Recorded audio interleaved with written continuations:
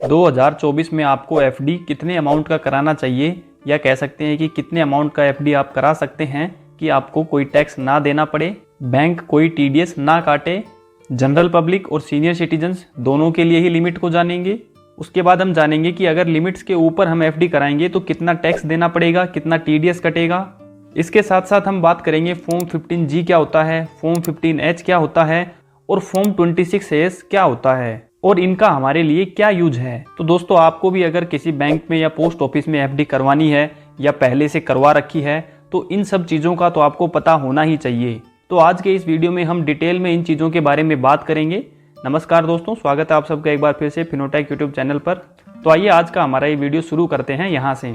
सबसे पहले हम बात करते हैं कि जनरल पब्लिक के लिए एफडी की लिमिट्स क्या हैं कि उनको कोई भी टैक्स ना देना पड़े या टीडीएस ना कटे।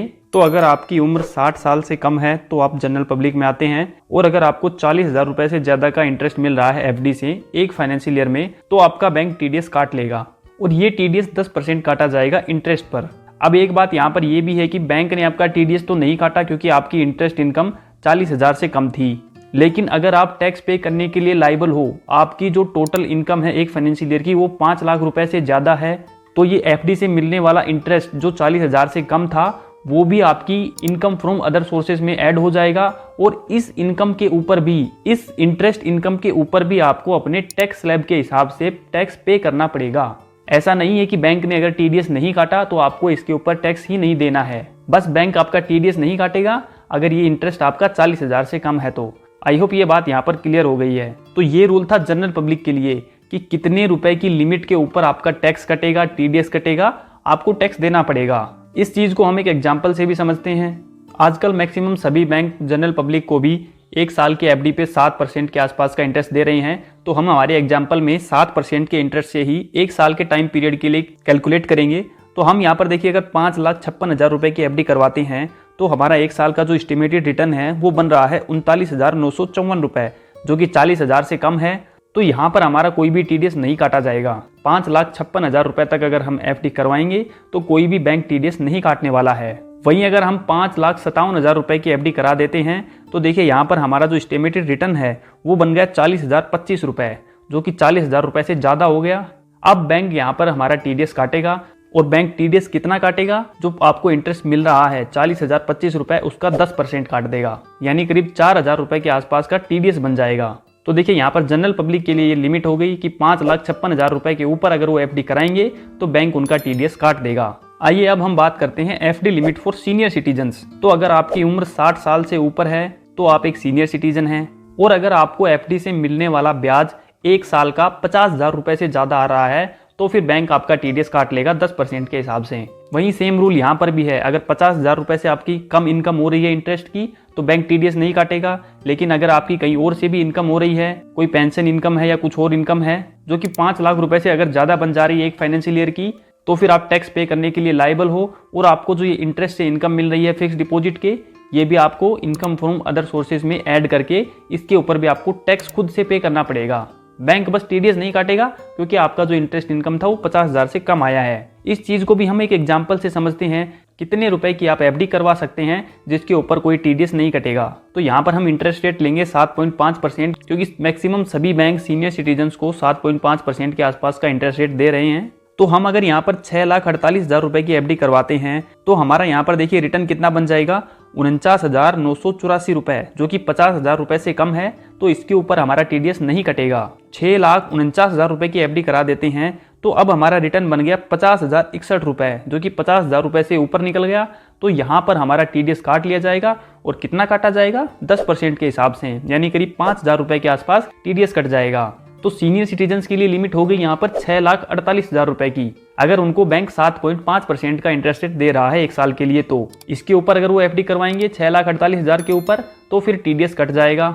अब ये टीडीएस ना कटे, इसको बचाने के लिए हम क्या कर सकते हैं? तो इसके लिए होते हैं फॉर्म 15G और 15H। आइए अब हम देखते हैं इन दोनों फॉर्म के बारे में कि ये क्या होते हैं और हमारे लिए इनका क्या यूज है। तो सबसे पहले हम बात करते हैं यहाँ पर फॉर्म 15G की। तो देखिए फॉर्म 15G क्या होता है? ये जनरल पब्लिक के लिए होता है। ये एक ऐसा फॉर्म होता है जिसको अगर आप फिल करके अपने बैंक में जमा करवा देते हो तो फिर अगर आपका इंटरेस्ट 40,000 रुपए से ज्यादा भी हो जाएगा तो भी आपका बैंक टीडीएस नहीं काटेगा। तो टीडीएस बचाने के लिए इस फॉर्म को भरा जाता है। लेकिन इस फॉर्म को भरने की कंडीशन ये है कि आपकी जो एक फाइनेंशियल ईयर की टोटल इनकम है वो 2,50,000 रुपए से ज्यादा नहीं होनी चाहिए। और अगर आपकी एफडी से इंटरेस्ट ही अगर 2,50,000 रुपए से ज्यादा का बनने वाला है तो फिर तो आप इस फॉर्म को जमा करा ही नहीं सकते हो।